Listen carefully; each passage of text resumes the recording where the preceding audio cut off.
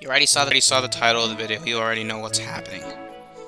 So let's start with Marth. He's pretty much trying to be on the good side of things as much as possible. He doesn't really commit any war crimes. Same could be said for Alm and Salga, but only in Shadows of Valentia, and Gaiden they forced to play child soldiers.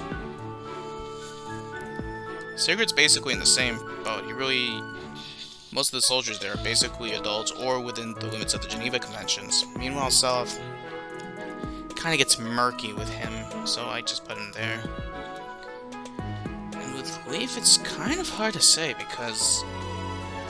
Actually, never mind. I think he's pretty... Actually, no, he commits perfidy. Yeah, he wanted to fake a identity.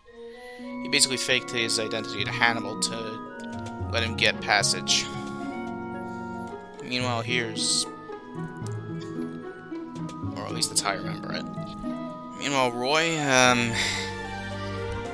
yeah, using the Binding Blade and other weapons, which have been revealed to be, like, basically super weapons that frick with reality, I think it's safe to say that here, and also, he forced to deploy a child soldier for 3 chapters. That's another story. Lynn, Elliewood, and Hector are basically... Their only war crime is the frickin' legendary weapons. Yeah. I mean, you don't get any news on how they are war crimes. Like, you don't hear the war on how they break reality. You only just get news that, like, hey, these can deal with dragons, so if Nurgle starts anything up, we can deal with it. Except Lynn, she has a very bad weapon. Okay, now time for the twins. Erica, she forced to poise Ross in 1 chapter. That's pretty bad. Meanwhile, Fry falls it to a T. Yeah. He lets enemy soldiers surrender. He basically doesn't... He deals good with prisoners. Man, I can't talk today. And from Ephraim, where he was pretty good with the rules of war, we have Ike, who's the first one in the Geneva Suggestions tier. He drugs he had his enemy drug enemy soldiers, he has child soldiers on employment, but then again he's a mercenary, so I guess it really doesn't apply that much. You know, come to think of it, I don't understand Tellius that much, so there's probably some things I'm missing, but I know he did a lot. And there's Makai, who the only thing she did was try to Sigurd a foreign diplomat, but that didn't go too well because another Geneva Suggestions candidate, Tabarn, stopped her in her tracks. Okay. Lindsay I'm putting here because she employed Volk, and employing thieves is kind of a weird gray area, so I'll just put it there. And here's Joffrey, much like his lookalike Ephraim. I'm putting him in the rules of war to the T. He basically is doing his damnedest to follow it and be a good soldier. Same can be said for Crom, actually. But then again, Crom's decisions aren't really made by him, but by Robin. I'm gonna put in a questionable tier. The main thing is because he blew up an entire Valmese fleet with incendiary weapons, which actually are a violation of the Geneva Conventions. Meanwhile, another Avatar Corn's here, but for a very different reason. Threatening summary execution on multiple occasions. Yes, that's an actual crime.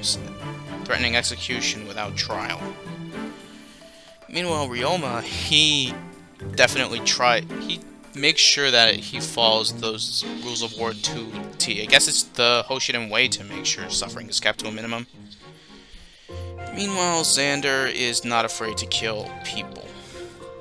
If the Boots chapter, if chapter 16 of Conquest is anything to go by, then wait, was it 16? It's the boat map in Conquest. You can get boots from that by executing Shura. You're not granting Shura trial in that. It's like, hey, you want to kill him? And like it's just a yes or no, and it's not. You don't really send him to like a Norian trial grounds or something. So I'm gonna put Xander here because, like, the other thing isn't really that bad. Then we have Byleth, Edelgard, and Dimitri. Considering Byleth is their primary tactician, and he was complicit in all the more questionable stuff, except like Dimitri torturing Randolph, I think it's safe to say he gets here. Also, he deploys a child soldier in Lysithea if you played the Golden Deer. Or recruited her. Whatever. Meanwhile, the Edelgard, meanwhile, these two, they have usage of demonic beasts. Dimitri tortures prisoners. Yeah. I know there's Perfidy's between Claude and Sedith. Those two go here.